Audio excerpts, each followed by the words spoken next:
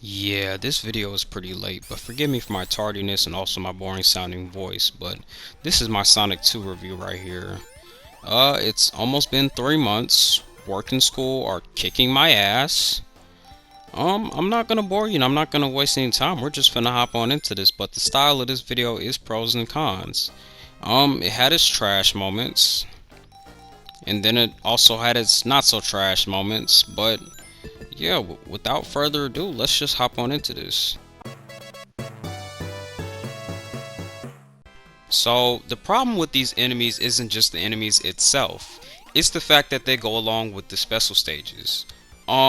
Guys, it's a 2D game. As a new player, how in the hell are you supposed to know that an enemy is going to pop up out of nowhere? Even if you aren't looking for the checkpoints, just keeping your rings without knowing where certain enemies are is kinda tough. These fucking seahorses literally shoot you off screen. I can't make this up. Look, he's not even on my screen anymore and he still managed to hit me. And that's just one enemy I'm showing off for right now because I'm coming back to Metropolis Zone in a little bit. But even after said zone, the music of Sky Chase was given to us as a temporary reward. I will give the game this. It was peaceful, it was calm, it was soothing.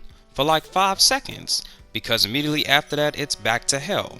And knowing after seeing my playthrough, I'm a dumbass.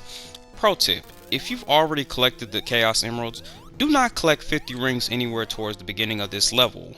You're on a plane. You are setting yourself up for failure. You will die. Now, the boss for this level was thankfully easy when I did it. When I didn't have super, I was dying a lot. I was getting hurt a lot. Then after you beat the boss from Wing Fortress, it'll take you to the Death Egg. Now here's where your in-game surprises really wake you up. Ladies and gentlemen, you have no rings for these last 2 bosses, aka your final 2 bosses. There is no room for error. If you make one mistake, you're just gonna start all the way over. There is no way around it. If you touch Eggman in that last fight, there is no checkpoint. You have to fight both of them without getting hit. This was harder than Sonic 1. This was way harder than Sonic 1.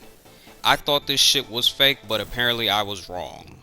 All those extra lives you collected throughout the game was a sign from God for these last 2 fights. And I hope you have continues, because if you don't, well, consider yourself starting all the way over at Emerald Hill. If you were 10 years old when you first played this, the Metropolis Zone and Wing Fortress only added to your trauma of in-game surprises. And apparently the plot doesn't exist anymore because Eggman somehow outruns you. But on to the next topic.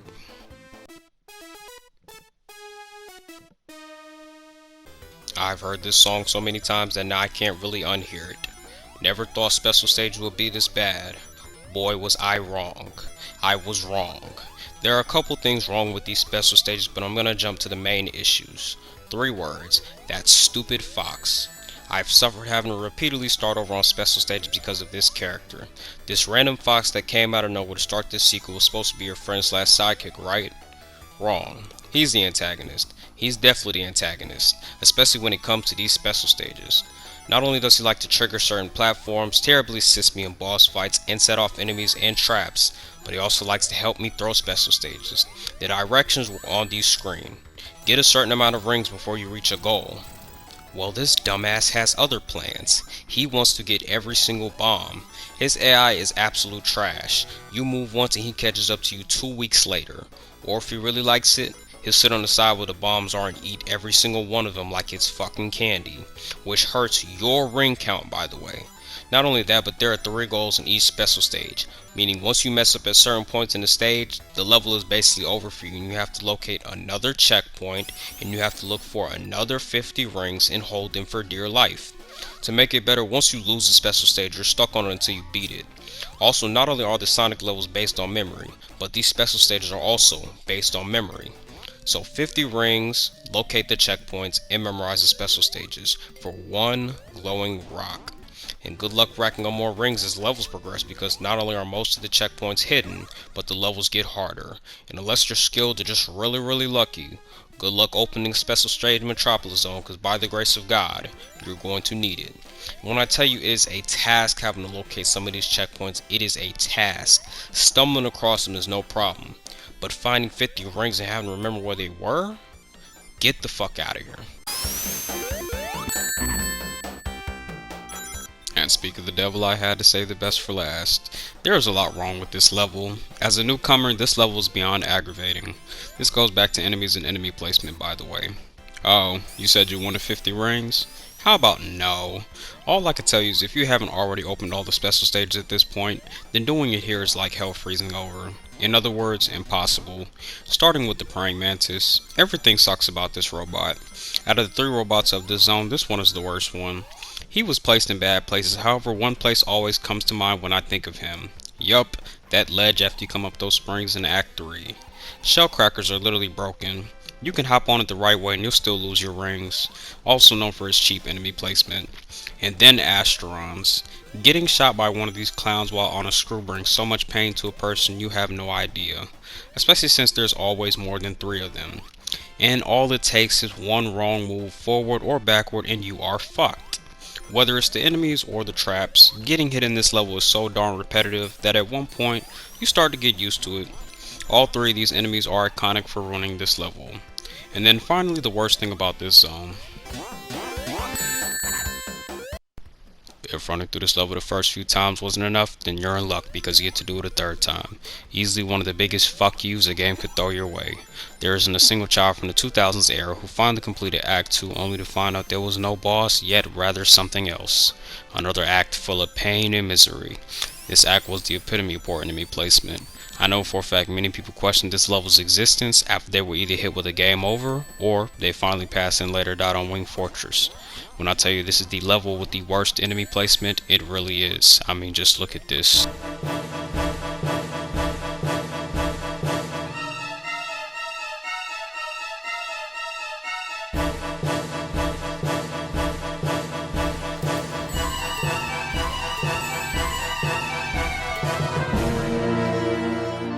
My voice has changed so many times throughout this entire video. At this point, we're just gonna roll with it. But yeah, the enemy placement wasn't good. Then the boss finally came at the end of this act. He probably died a couple times, and finally found 2 minutes of peace in Sky Chase Zone. That's all you get. 2 minutes. That's it. This level is now in my top 5 worst classic levels along with Marble Garden Zone. But anyways, here's a couple reasons why it's better than the first game. All I can say is thank you God. There's a really large reason why this game was easily above the original one. All that time spent walking through Marble Zone. All that time spent running through Spring Yard. And we're gonna throw Labyrinth Zone in there cause why the hell not? It would have been better with the spin dash. The original game felt slower paced. However, with the spin dash going back and forth made doing tasks a lot easier and less time consuming. Not to mention how quickly you can run through the first few levels with it. 10 years later and I just found out you could spin dash and hop, so I was finally able to find that hidden pathway in Chemical Plant, which takes you straight to the boss. I found it, this is it on the screen right here. Some of you probably knew about it, but I had no idea where it was. Also, yet another reason why this game was better than the first one. If you managed to collect all 6, that's right, 6 emeralds in the first game, then the only thing you got was a new fucking scene at the end of the game. Meanwhile, in this game, your 50 rings were actually worth a damn. I swear to you, I did not know you can go super until a few years back. As a kid, I always thought special stages were meant to kill you when you came back out of them. And then finally achieving it after numerous save points and cheating made it that much better.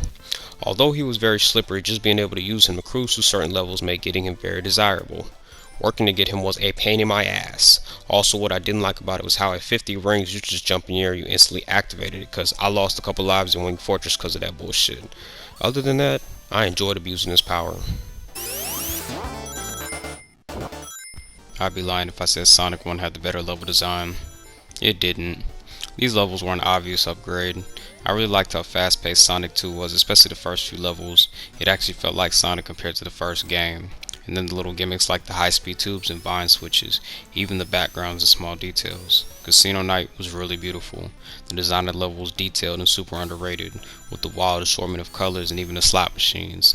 I even liked the background for Hilltop, with the idea of us being high up in the air, basically above the clouds with the little blue chairlifts. And although they were shorter levels than Sonic the original, having to do 3 acts for every level felt super repetitive. Well, it is 10 zones, so having only 2 acts made the game better. And you're probably thinking to yourself like, damn bro, you're really shitting on the first game, huh? I don't mean to, but did I lie?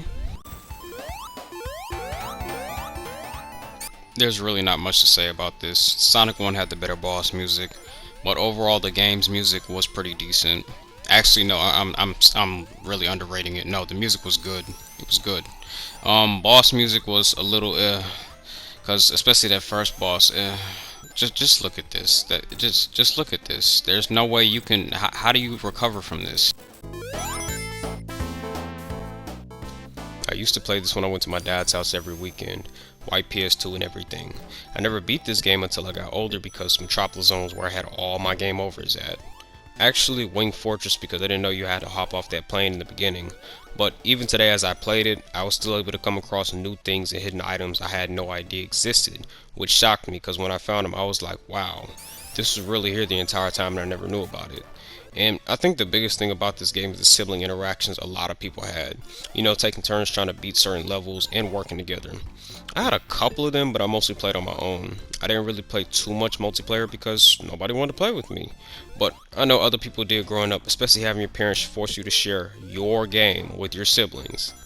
But yeah, I deeply enjoyed this game. Definitely underrated, and I said I would play it again in the future, so hopefully you look forward to that. Anyways, these were my thoughts and opinions on Sonic 2. Also, I do apologize for my microphone issues in the last two playthroughs because I had trouble hearing what the hell I said. Speedrun attempts are coming too. I have been practicing. Maybe I will cut up all my speedruns. I don't know yet. But that's all I got for today. Also, if you enjoyed this video, don't forget to subscribe, share the video, and comment down below. Anywho, stay safe, stay blessed, and have a good day. Deuces.